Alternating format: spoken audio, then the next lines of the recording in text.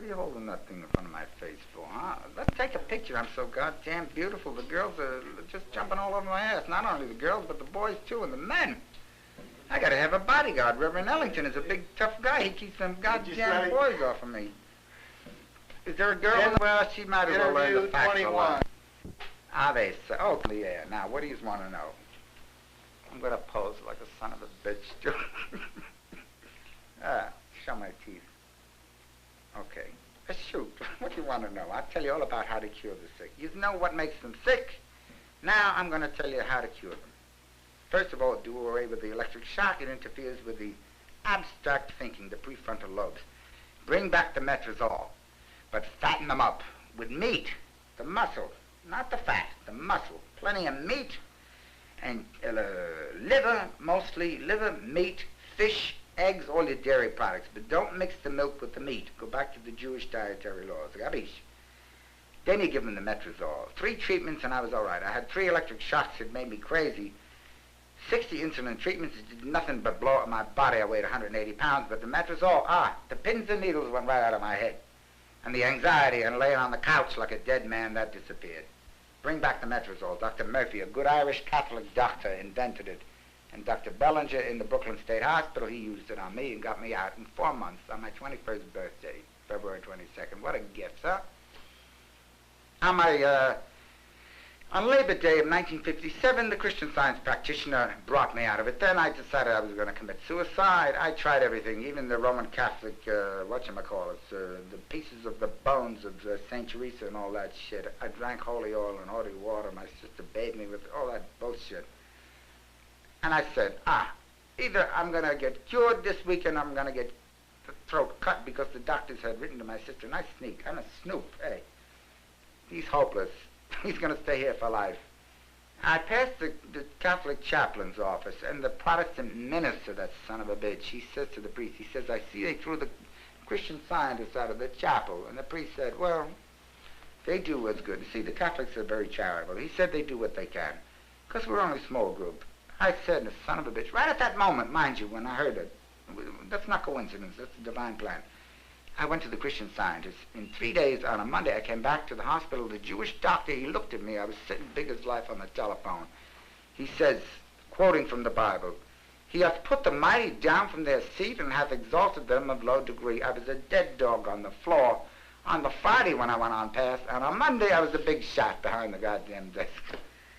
See, now I was all right for a couple of years, but I worked too goddamn hard.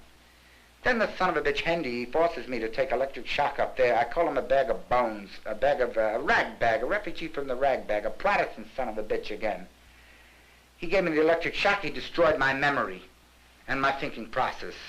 A dirty bastard. He's going to pay with crushed hands. You put this right on the goddamn film, because my brother Mike's in the syndicate, and Vinny is his helper too. I want this all to go right on the goddamn soundtrack.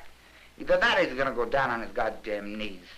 And he's going to get the electric shock. An eye for an eye and a tooth for a tooth. That son of a bitch is going to get electric shock. He's crazy. He's got the Jehovah complex. This time it was the medicine and the Christian Science too.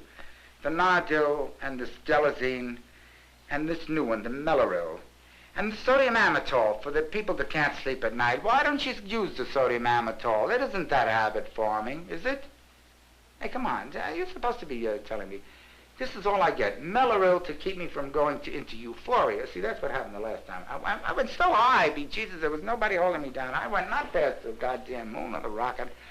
I was way up on them goddamn, those, anyway, those, come on, help me. I don't know. You don't know? You didn't study astronomy. What the hell's the matter with you? The outer space, way back, 10 million light years away. See, but I had to have my feet on the ground. I had my feet on the ground. My head was 1,000,000 miles away, you see. Now the head is back down on the earth. The feet have always been on the ground. The head was in the mud, too, when I was not catatonic. I had no memory. I had amnesia, almost 98%. Now the happy medium. Now I'm this way, like you want. Like the smoothing of the water when they throw the oil on the water, this way. And when somebody says something rotten to me or they hit me, I don't get hurt and depressed and slink into a chair. I get so goddamn mad I beat the shit out of them like my mother did with the baseball bat. My mother hit them goddamn waffles in the head with a baseball bat.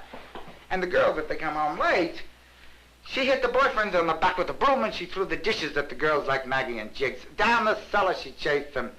She'd sit up and cussing and swearing and putting the curse of Rome on their head until 11 o'clock they were all in. Then she said the name of the Father and of the Son and of the Holy Ghost, and she went to bed and she slept the peace of the just. That's why she survived to be 51 with 9 children, 7 daughters, keeping company at the same time. She had 6 or 7 more children after that, stillbirths and some that lived. Oh, my brothers, what a tragedy. With 2 boys, me and my brother Ziggy, and there's 7 girls that lived. The girls were tough. But the 5 or 6 boys she had after that, well, in that time of life, they're not supposed to have the children. They were either stillbirths, or they died, or the doctors couldn't put the life into them, or they died within 3 or 4 months. She was too old. She had her last children when she was in her 40s. Does that sadden you? No! I got all kinds of little brothers here and there. I was in the Big Brothers organization in Boston when I was a Protestant minister. You're from Boston? No, I went to Boston University there. Brothers and sisters. You're all my brothers and sisters. Even the Collards, too. There's some that isn't so goddamn nice. Most of them are a bunch of shitheels, too, but the Jews are my best friends and the Christian Scientists. The Protestants are all fucked up. They're all against something, but they ain't for it. I can't figure out what the hell are they for. They're negative. Protestants, they're the son of a bitches that go preaching the Bible up and down them goddamn halls there, and they're saying they're being persecuted. They're not being persecuted. The son of a bitches are sick.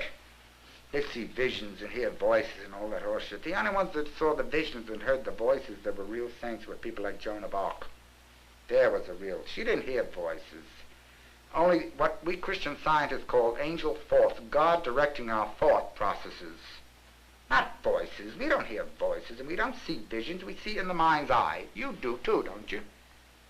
I know. Right here now. Can't you picture your wife and your children at home and what she's doing, getting your supper prepared? You can. Sure. Of course. That's what it is in Christian Science. Only clear. I'm spitting all over the place. That is. Oh, where's that cup of java? Not on. Cup of poison, I call it. You know what the coffee is good for? It serves as a good purgative to wash your lower intestine out. And the trianesia I get, it settles the acid stomach. But I haven't had any trianesia for 2 days. Because they're afraid of me. I terrorize the ward. And Reverend Ellington, who's my very best friend, he's doing the healing work. He's a student of Christian Science, too, now. Because I don't want to be bothered. I pray for them, too, but I ain't going to fight. I play the piano and I pray for the son of a bitches, that's all. They're mostly a bunch of dead bellies. They're dead from the neck up and from the waist down. They ain't got far to go. They're alive in the pants, most of them. But from here on up, they're dead spiritually and mentally. From here on down, oh, the bellies are alive. They pile all that goddamn chow in there, and they never take a shit. You ought to hear the way they stink, some of them old bastards that sit in the chairs. An old chief, we got an Indian chief. He shits maybe once a week. It smells like a serpent crawled up his ass and died there. Hey, if you don't like this dirty talk on the thing, the hell with you. Mrs. Mayer and Dr. Slockbauer would approve. There's nothing bashful about me. When I was a kid, I used to run down the cellar and hide in the coal bin when anybody came in the door.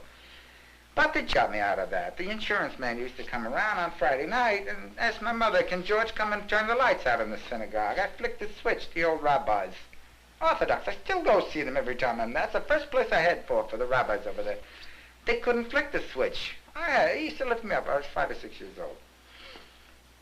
Oh, let me just pose a little bit now. I wish I had some different clothes. Oh, look at the clear, beautiful eyes. Let me see. Get me all around here.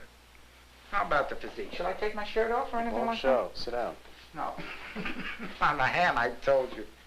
I'm not repressed anymore, kid. I'm not inhibited. But I'm not an extrovert either. I know when to shut up and listen to people who know. Can you now? I certainly can. I can maintain silence here for the rest of the time, and you talk.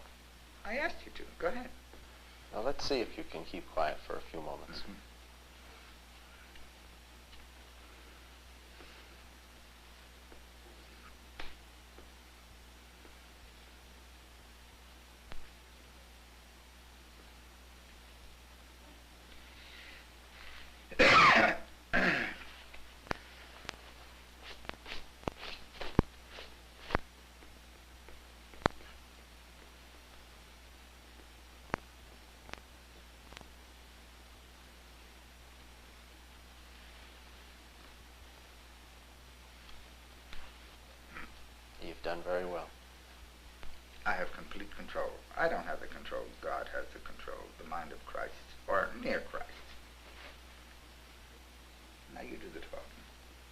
refuse to talk now. You insulted me. You insult my intelligence and my sensibilities. We're very sensitive, we Italians. Very dramatic. I can cuss you out 1 minute and the next minute I'm all over you. I think people, I call them dirty black niggas. You know why? Because they're too goddamn easy on patients. Like I told you, the nurse, that Dudley, that son of a bitch. I told Miss Sherman, she's a sweet little colored girl, she's like a little mouse. Stay the hell away from Dudley. Listen, while I was there, he was locked up in the security room all day long. Today he was out all morning. Ellington's been working with him, and the Protestant chaplain came in. In other words, all the faiths have come in.